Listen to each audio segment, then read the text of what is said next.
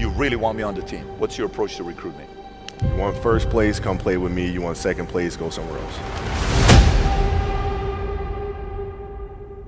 Like I would watch Magic play. I'd watch Michael play. And I would see them do these unbelievable things, and I'd say, you know, can I get to that level? I don't know, but let's find out.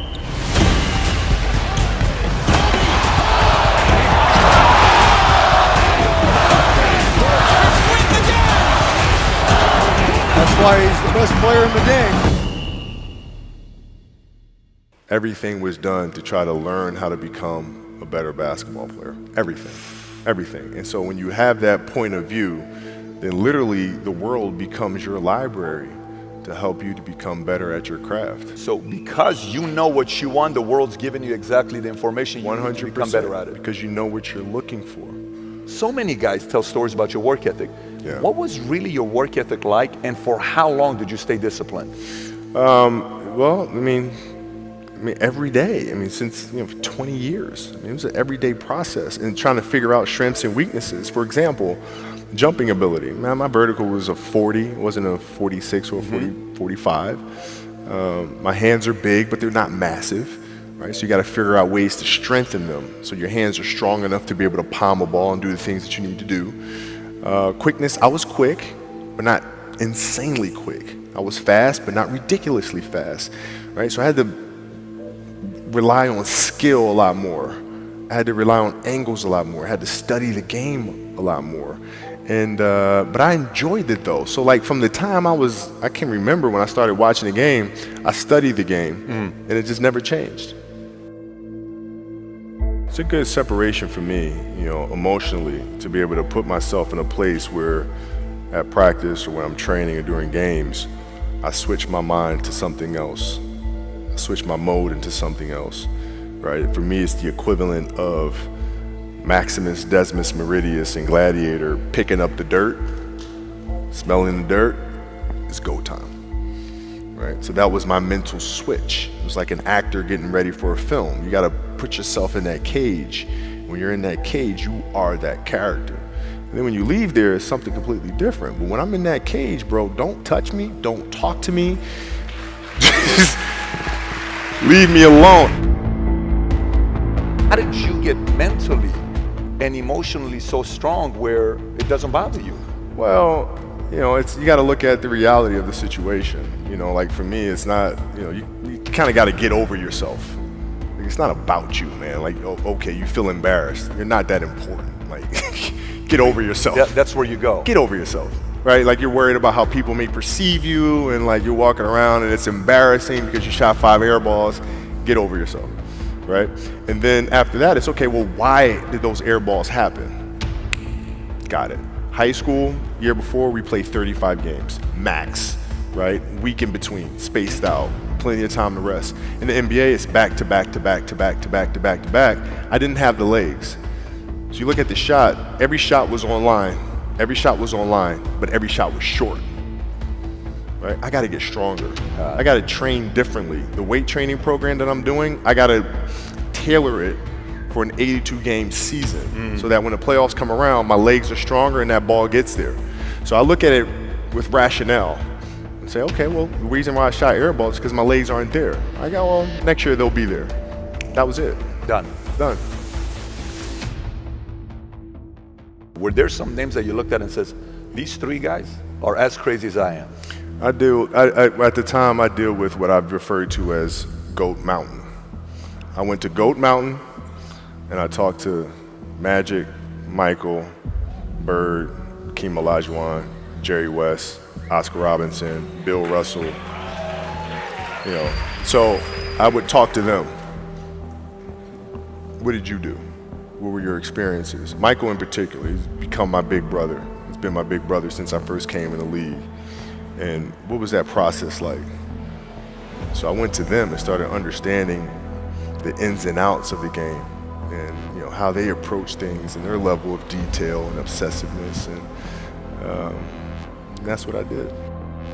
The players that had that passion but weren't willing to commit their entire lives to doing that, right? It's a choice, right? You have other things, you have family, you have all these other things that you have to do. The game can't really be your #1 priority. And so I was looking at that like, man, this is gonna be fun. If I'm buddies with you from high school, if I'm a cousin of yours, what happened to our relationship? How did that gravitate when you went into the league and you're determined to become the greatest, or you're determined to become one of the greatest? What happens to our relationship? Well, it suffers. It does suffer. Oh yeah. Okay. Yeah. And you understood that. You were okay yeah. with that. Well, yeah. And the people that love you, like friends and family, like they know that about you. Got it. So they let you be you. And when you reconvene, you pick back up where you left off. But make no mistake about it, everything in between is lost, right? So those long-term relationships, the commitment of time of, taking vacation. Like I see a lot of players take vacations with other players that are close friends. And they'll just take vacations just to take vacations, or just hang out just to hang out. Like I never did that. But it was a Why choice. not though? Why didn't you do that? Well, because when I retire, I didn't want to have to say, I wish I would have done more.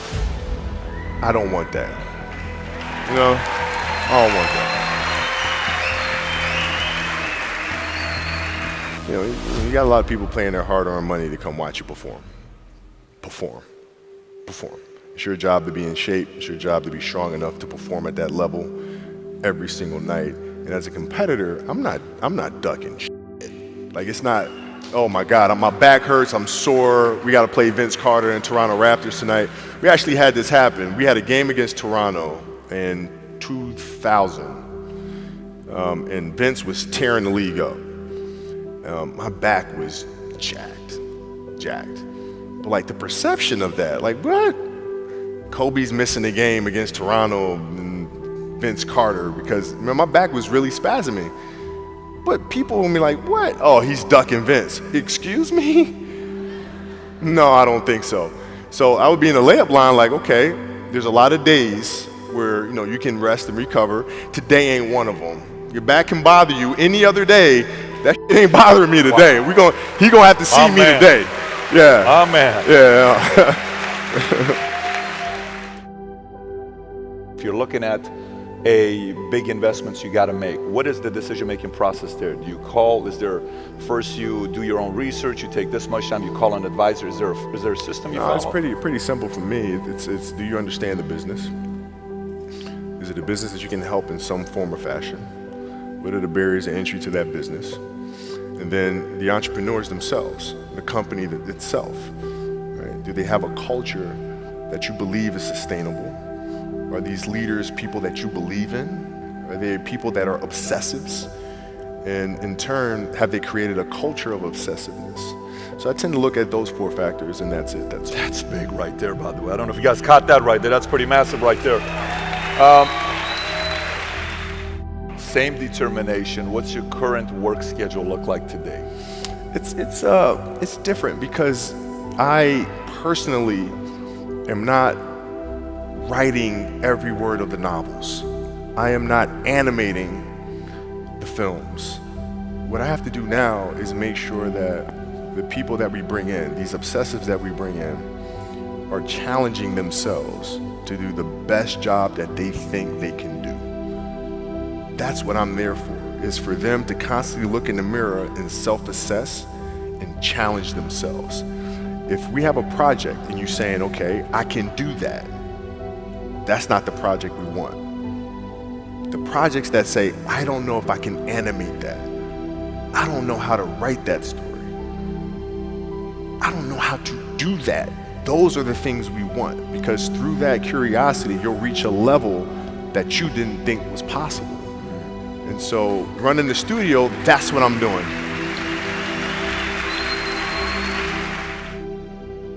You're playing against the Golden State Warriors. Score is 107-109. You guys are close to getting into the playoffs. You know exactly what happens in the game. You go up, you're about to take your shot, and then all of a sudden, boom, Achilles happens, right? He went and hit the free throws, and then you walked off the stage. Yeah. And you got the surgery done. I went in the trainer's room, my kids are in there, and they're looking at you and stuff, and I'm looking at them, and I'm like, it's all right, Dad's gonna be all right. It'll be fine. It'll be all right. It'll be all right. It'll be all right. As a parent, you gotta set the example. You gotta set the example. This is another obstacle. This obstacle cannot define me. It's not gonna cripple me. It's not gonna be responsible for me stepping away for the game that I love. I'm gonna step away on my own terms. And that's when the decision was made that, you know what, I'm doing it. I'm doing it. You're a freaking beast, bro. Yeah,